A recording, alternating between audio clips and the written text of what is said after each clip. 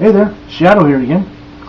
Today I'm going to go over retreats and some precautionary measures you might want to think about. Now first off, determine where the disaster zone is and move away from it. That's most obvious of all, right?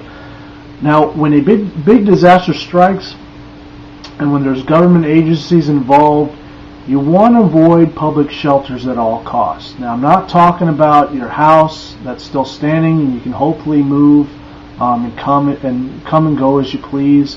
What we're talking about is having things confiscated or destroyed, and now you've become what they call a refugee.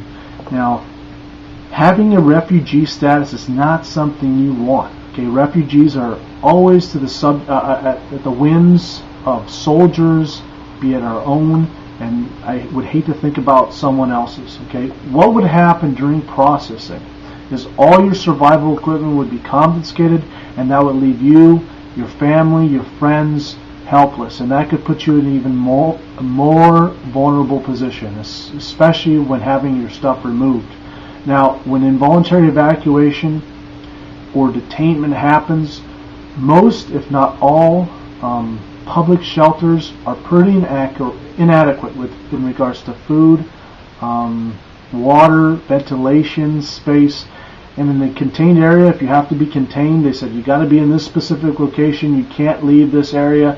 That leaves a factor of human nature. Think of in prison, when something happens, when you have something inside that prison that someone else wants, be it food, money, or if you have a loved one. Alright, well, I'll leave you to fill in the blanks on that one.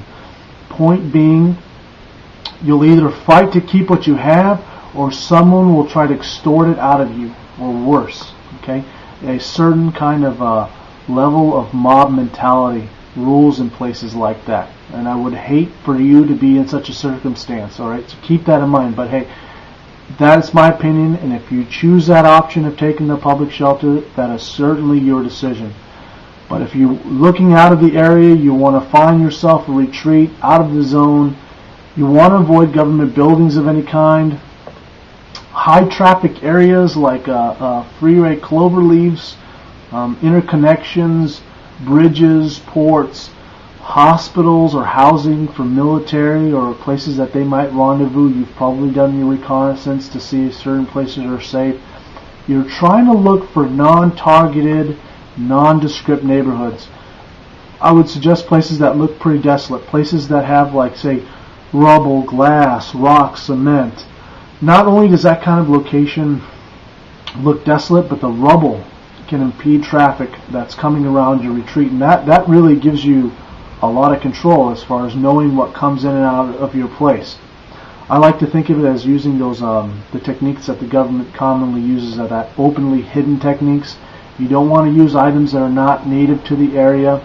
Okay, when constructing a site or securing anything, your retreat should look nothing out of the ordinary. Okay, a little tip that may seem unorthodox: find a dead animal. Okay, if you find a dead animal, you can place it near the entrance of your retreat. If you think about it, like if you're most people, someone doesn't have dead animals laying around their houses. I mean, no one's going to want to live in a place with a dead animal. They're going to most likely think it's abandoned, which gives you the advantage if they kind of, have the they want to go searching or exploring your retreat, or they'll just bypass it altogether, which again, it gives you the advantage. With that being said, make sure to secure all sounds, all smells that breach the security of your retreat, like such as generators. Electric generators, they make the majority of the gas-operated ones anyway make a lot of noise. There are some really silent ones that I've seen lately, but even that can pose a problem. Even the smell of cooking. Okay, you'd be surprised how many retreats can be found on just smell alone. Maybe someone's cooking eggs or bacon. I mean, you can smell that stuff around pretty far. Okay, now if you're sheltered up in a building that has like adjacent units, maybe it's an apartment complex of some kind, get an axe or something and break down a hole in some of those walls. Okay, you want to have enough room where you can walk between those holes from room to room. That way you have the ability to lock down the room from the outside, be it the hall, And if one room gets stormed in, you can move from room to room quickly to escape. Remember that saying, a man that leaves himself only one exit deserves to die. That's very true, very, very true in a survival situation.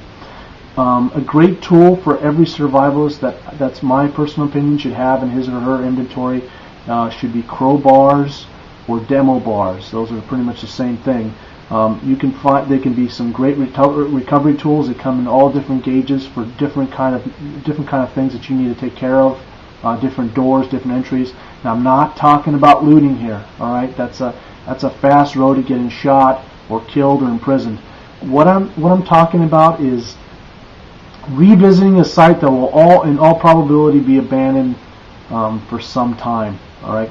Now, if you found a retreat and you're revisiting a site, caution again, like I said, should be used. Revisiting should be done in about 2 weeks. Okay, that gives you enough time for everything to kind of settle over, and everything you can kind of determine what's moving around, what places are safe or not. Most likely, food stores will be empty in the first 40 hours after disaster. Try to keep your eyes open for things like paper towels, medicines, aluminum foil tools, plastic sheeting, fuel. Now, don't count on finding that stuff. It's most likely you're not going to find it. But if you do, you find something, then well, sweet, it's bonus for you, right? There are other obvious places you can check too. If it's left unguarded, you can look at public buildings, business buildings. Vending machines will most likely be empty, but you can check for desks. Check for snack foods. And you can probably, if things are locked, you can use a smaller gauge crowbar or demo bar to break open those things, and that could be pretty promising for recovery. You can check for like abandoned trucks. Most likely will be empty. Okay. Now, if you're the ballsy type, or for you UK fellows that have the minerals to search apartments or houses for recovery, extreme caution, obviously, because consider not everything leaves places like that. Okay, things to consider like a guard dogs, homeowners with firearms, or even worse, some other survivalist that is not sympathetic to your needs for resources, and that includes his or her stuff. Okay, so I got some other subjects lined up for you and in the follow-up video in the future. I hope you're doing well out there. Let me know if you have any questions below or you have some feedback. I always enjoy hearing from you, okay?